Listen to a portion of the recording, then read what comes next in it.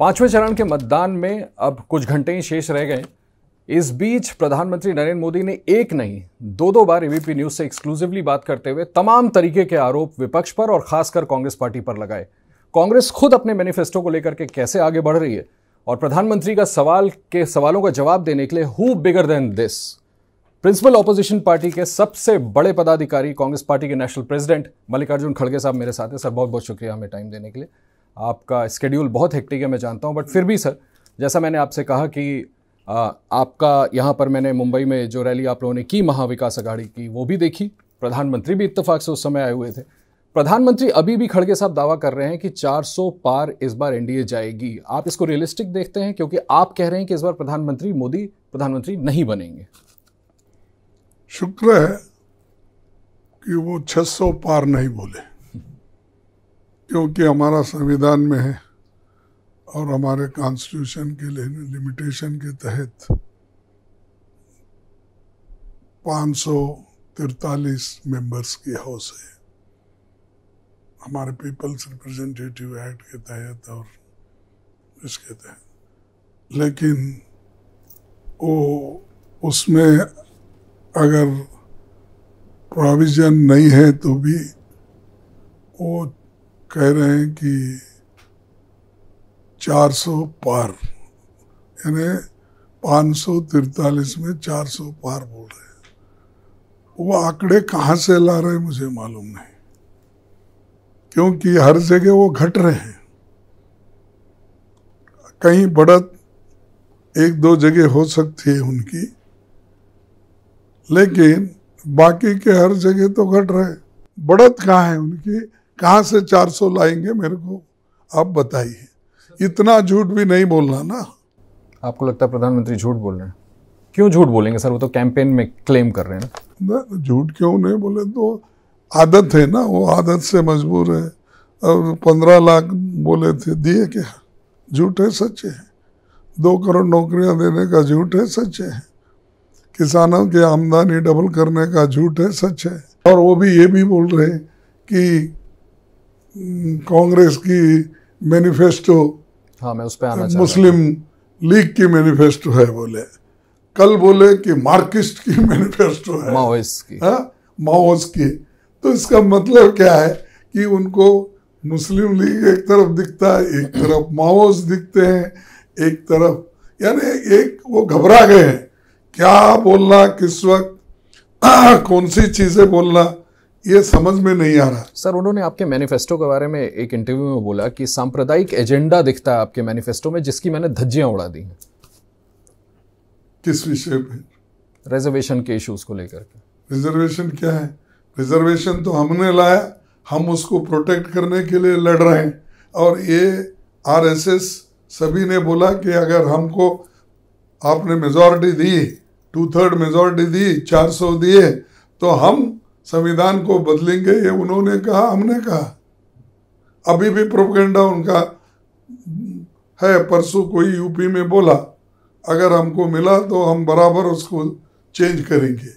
और हर जगह उनके एमपीज, उनके एमएलएज, उनके आरएसएस ग्रुप, और वो खुद भी बोलते हैं कि अपने कहीं भी मीटिंग में अगर जाते हैं तो जब उनका मीटिंग होता है, ग्रुप मीटिंग, वहाँ पर खुद बोलते भाई आपको आपके मन के मुताबिक अगर रिजल्ट लाना है तो कांग्रेस को हराना ज़रूरी है। संविधान को बदलने के लिए हमको 400 लाना ज़रूरी है, ये कहते हैं। सर संविधान बदलने का आरोप टू दी कॉन्ट्ररी वो कांग्रेस पार्टी पे लगाते हैं कि साल दर साल, दशक दर दशक संविधान में कई तरह की तब्दीलियां तो आप लोगों ने की। रिजर्वेशन के मामले पे वो कहते हैं जब तक मैं जिंदा हूं जो पिछड़ा वर्ग है उनके आरक्षण को छूने नहीं दूंगा, इसके लिए अपनी जिंदगी खपा दूंगा। अमेंडमेंट करना और बात है, लेकिन संविधान बदलना और बात है। आप कहना चाहते हैं संशोधन और संविधान में बदलाव को मिक्स ना किया जाए। हाँ। कांग्रेस अध्यक्ष के मुताबिक आपको क्या लगता है इंडिया अलायंस और कांग्रेस का आंकड़ा कितना बनता है? आपने इतना कैलकुलेशन किया है तो कुछ ये भी देखा होगा आपने। नहीं, जरूरी नहीं है। तकरीबन आपको क्या लगता है उनके जैसा 400 500 बोल के मैं नहीं कहता। उनको रोकने के लिए जी जितने आंकड़े होना चाहिए बीजेपी और मोदी सरकार नहीं बनाएंगे और उनको बनने नहीं देंगे, उतने नंबर्स हमारे पास है। इसका मतलब क्या है, 273, 300 तो हम लाएंगे।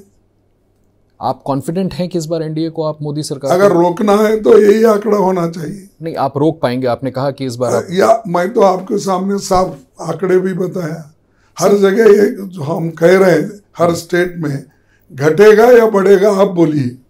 खड़गे साहब, फिर ये गवर्नमेंट बनेगी कैसे? एक बार मैं पूछ ही लेता हूं आपसे, मैं आपने जो बोला उससे, कांग्रेस लेड गवर्नमेंट बनाने का विचार है या किसी छोटी पार्टियों को आप लोग सपोर्ट कर करके, जैसे फ्रंट्स की गवर्नमेंट? ऐसा नहीं होता। अलायंस पार्टनर्स है, एक जगह बैठेंगे, कैसा सरकार बनाना, किसको लीडर बनाना, किसको प्राइम मिनिस्टर बनाना, वो तय करेंगे।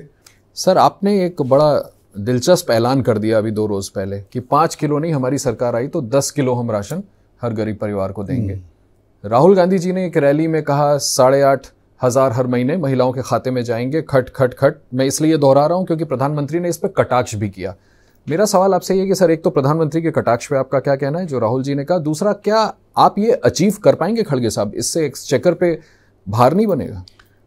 देखो, हर चीज सोच के करते हैं।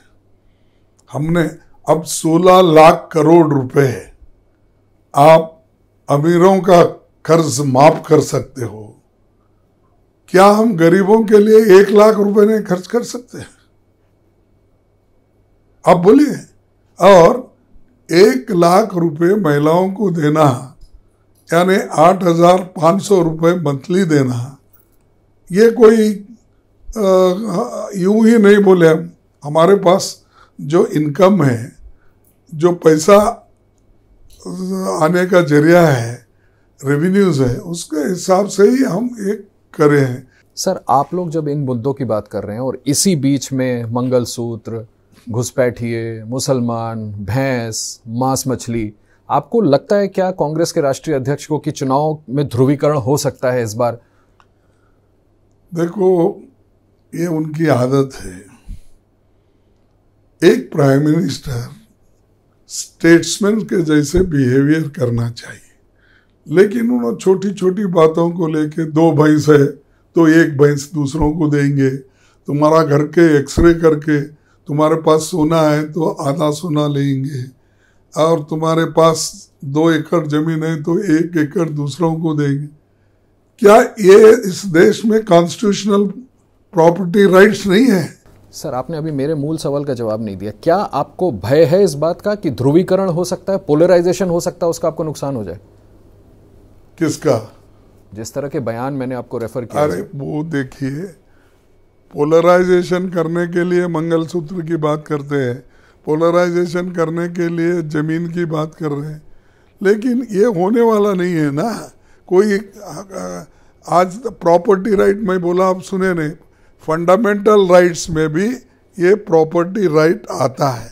अनलेस कोई गवर्नमेंट की बड़े इश्यूज पे रिफॉर्म्स ला सकती है, लेकिन ऐसे जो पर्सनल इश्यूज है, राइट्स बोल के आपको जो फंडामेंटल राइट में गारंटी, बोलने की गारंटी, काम करने की गारंटी, आपको मूवमेंट करने की गारंटी, आपको लिखने की गारंटी, ये सब है। ये सब बगैर अमेंडमेंट करे वो सब बोल रहे ना। खड़गे साहब, गवर्नमेंट आती है इंडिया अलायंस की, जैसा आप कह रहे हैं कि इंडिया अलायंस की गवर्नमेंट बनेगी इस बार, तो क्या इन मामलों की जांच कराएंगे आप लोग? अडानी साहब को लेकर के जो आप लोग बात करते हैं, बार बार रेस करते हैं, तो क्या इन इश्यूज की जांच होगी? देखो, जिन जिन चीज़ों की इलीगली जो चीज़ें होती है उसकी जांच जरूर करेंगे। जो लीगली दिया गया है, लीगली चल रहा है, हम किसी इंडस्ट्रियलिस्ट को, इन्वेस्टर को कभी उनको हम तकलीफ नहीं देंगे बिला वजह। इन्हों क्या है, हर एक को इंडस्ट्रियलिस्ट को डरा रहे, कॉन्ट्रैक्टर को डरा रहे, क्योंकि उनको इलेक्ट्रल बॉन्ड देना।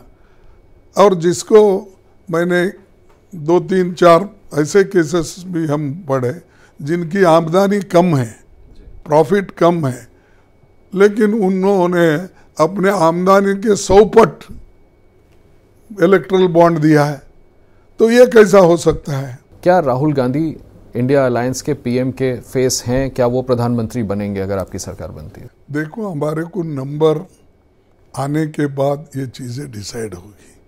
अब राहुल गांधी के बारे में तो कोई डिस्प्यूट नहीं है, लेकिन ये तय कौन करेंगे? इंडिया अलायंस के पार्टनर्स। तो वो लोग जो तय करेंगे वही हो जाएगा।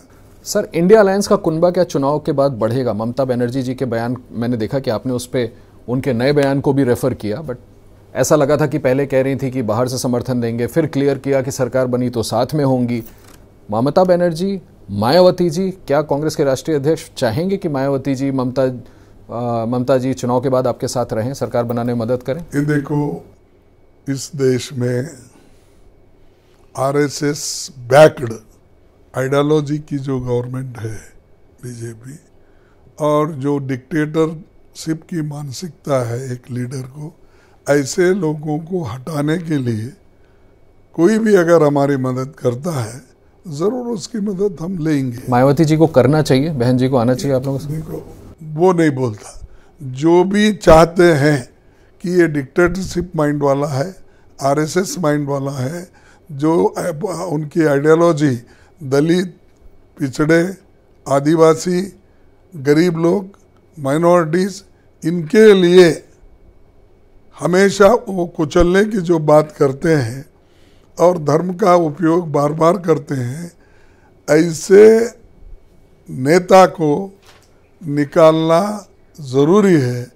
इस निकालने में अगर कोई हमारी मदद करता है, चाहे मायावती जी हो, चाहे और कोई हो, उनका स्वागत है। सर, डिक्टेटर क्यों कहते हैं आप? प्रधानमंत्री तो इन आरोपों को सिरे से खारिज करते हैं कि डिक्टेटरशिप मैं थोड़ी कर रहा हूं। आप साल दर साल जैसे कांग्रेस ने चलाया डिक्टेटरशिप का आरोप, तो इमरजेंसी के वक्त इंदिरा गांधी पर। अरे ये बार बार 100 बार बोल के आपने यही वोट लिया। डिक्टेटर का आरोप मेरा इसलिए है कि जो स्वायत्त संस्थाएं हैं, जो ऑटोनोमस बॉडीज है, वहाँ पर वो अपने लोगों को रखते हैं। हम लोगों को सिलेक्शन में बुलाते हैं, आखिरी में हम जो मेरिट पे लोग रहते हैं उनका नाम अगर प्रपोज करें सीबीआई में, सीबीसी में, ऐसे जो ऑटोनोमस बॉडीज़ है, या इवन अब वाइस चांसलर्स बनाने में हम लोग नहीं रहते, वो अलग बॉडी रहते, ये सब चीज़ों में वो अपने लोगों को बिठाते हैं। इवन दूसरों का सुनते भी नहीं, कैबिनेट में डिस्कशन करते भी नहीं। तो वो सो मोटो जो डिसीजन लेता है उसको क्या कहेंगे आप? एक डिस्कशन के लिए आपने और राहुल जी ने भी उनको डिबेट के लिए जो एक इनवाइट आया है ज्यूरिस और एनराम की तरफ से, लेकिन अभी तक पीएम का कोई जवाब नहीं आया। उस पर आप क्या कहें? राहुल जी ने तो एक्सेप्ट कर लिया कि वो डिबेट करना चाहते हैं। नहीं, अब राहुल जी जो बोले वो ठीक है। नहीं, आपको लगता है ऐसा डिबेट होना चाहिए? हालांकि हम प्रेसिडेंशियल नहीं, अब आप लोग चाहते हैं तो उसको हम बोले। जब पत्रकार चाहते हैं, जो जनता चाहती है, तो हमने बोला। प्रधानमंत्री का सीधा आरोप, कांग्रेस सरकार में आई तो बाबरी ताला लगवा देगी राम मंदिर पे, बुलडोज कर देगी राम मंदिर को। ये कोई मूर्ख भी नहीं कर सकता। ये कोई सेंसिबल आदमी ये बात नहीं करता।